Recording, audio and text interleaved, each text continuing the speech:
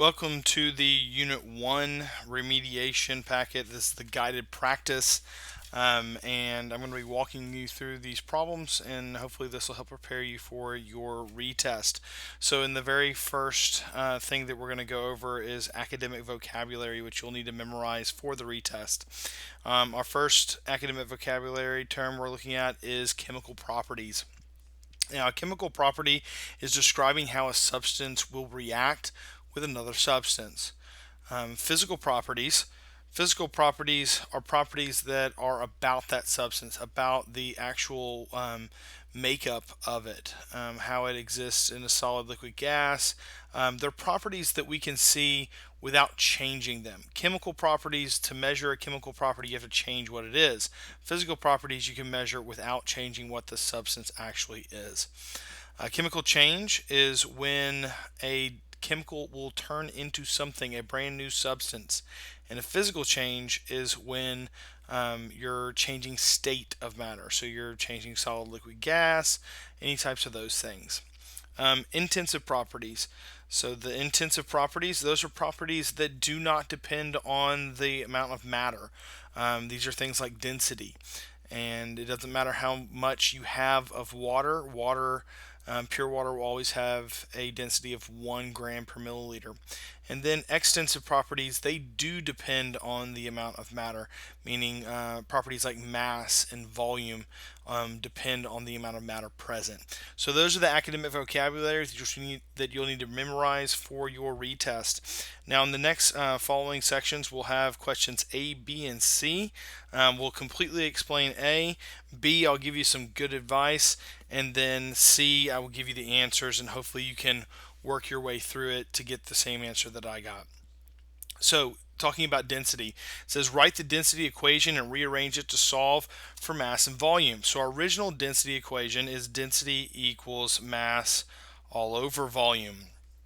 And to take this guy, what's normally how we see it on a chart, and what we'll do, we'll take him and let's rearrange it.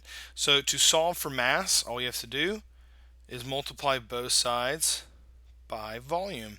We see that volume on this side will cancel out, and we're left with this equation, which mass equals volume times density. And then we can take this equation and solve for our volume. And so really, probably what would be easier is taking this equation and solving for volume, because it's already kind of rearranged for us. So we'll take it, and we know to solve for volume, all we have to do is divide both sides by density.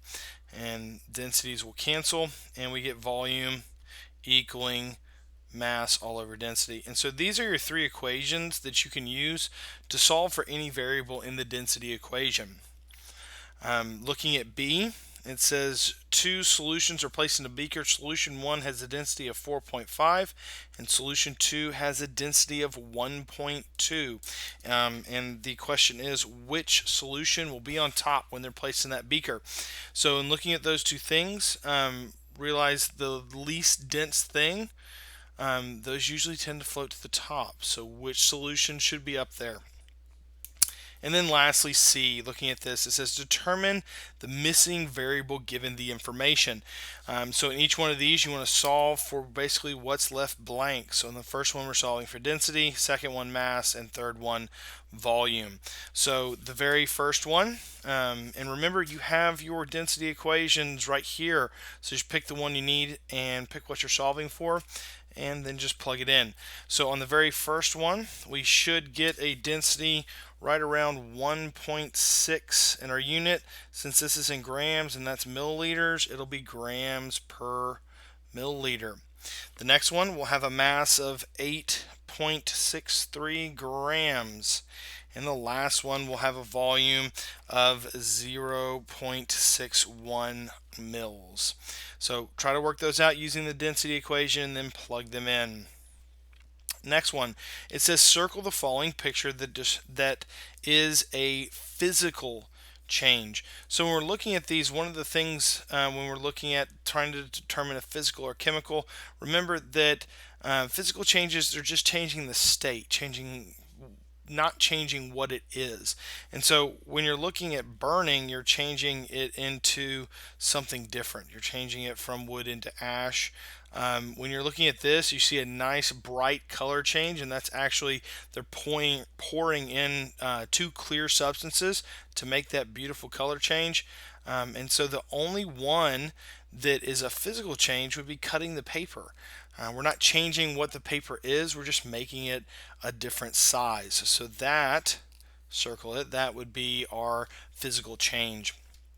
In B, it says describe the following as either physical or chemical properties slash changes. Remember that physical and chemical properties are going to be describing, physical is going to be describing what it actually is, its physical state. Chemical will be describing how it reacts with something, its reactivity. And then changes are actually changing. Chemical is changing into something new, and physical is just changing its state of matter. So looking at each of those, burning wood, breaking glass, boiling point, remember, is it describing a property or is it describing a change? If it's chemical, it's changing what it actually is. And then in C, it says in the following laboratory procedure, will you be observing a physical or chemical change? So when we're looking at this, when we're looking at the very bottom, you can read this, and what you should realize is that the volume of acetic acid to react. So it's reacting with it. So when we're piping in, we're probably seeing a chemical change. Now, the next section is elements, molecules, and compounds. It says draw a flowchart for all matter using the terms element, compounds, homogeneous, and heterogeneous mixtures. So starting with all matter, we have all matter on top, and matter can be broken up into pure substances and mixtures. Okay, pure substances can be broken up into elements and compounds. Mixtures can be broken up into homogeneous and heterogeneous mixtures. So when we're looking at this, we determine if it's a pure substance, it's just going to be one thing.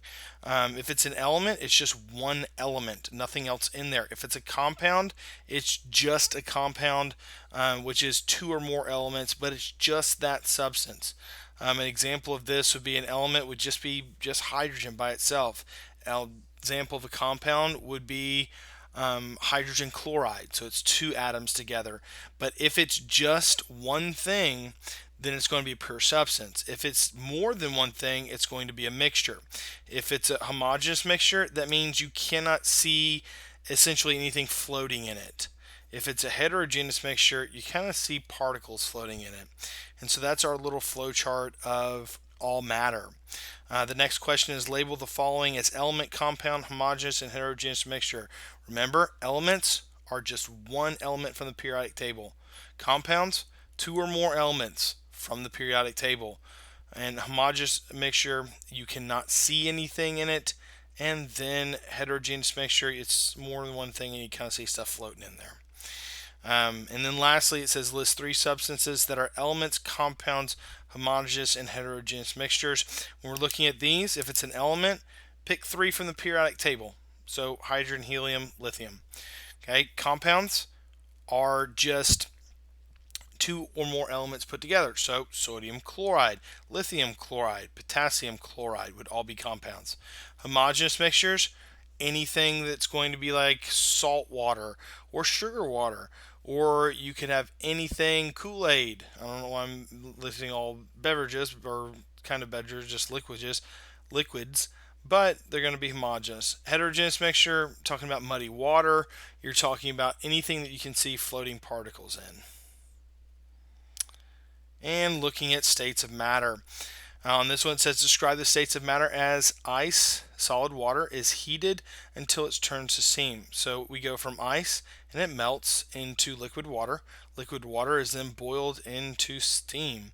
And that's the states of matter. We go from ice which is solid, to a liquid, to a gas, which is steam. B, it says three beakers are on a lab table containing solid bromine, liquid bromine, and gaseous bromine. Which beaker of bromine would have the lowest density? We're going to give you a hint on this one. Remember that solids are the closely packed together, so you have more substances in a tiny little volume. So what is that going to do to the density? And lastly, it says draw a picture of a molecular level of a solid, liquid, and gas. Remember, going back to B, a solid, you should have something, your answer should look like something with all these tiny little particles really, really, really close together. They're all packed in there. A liquid like that, but they can flow a little bit more.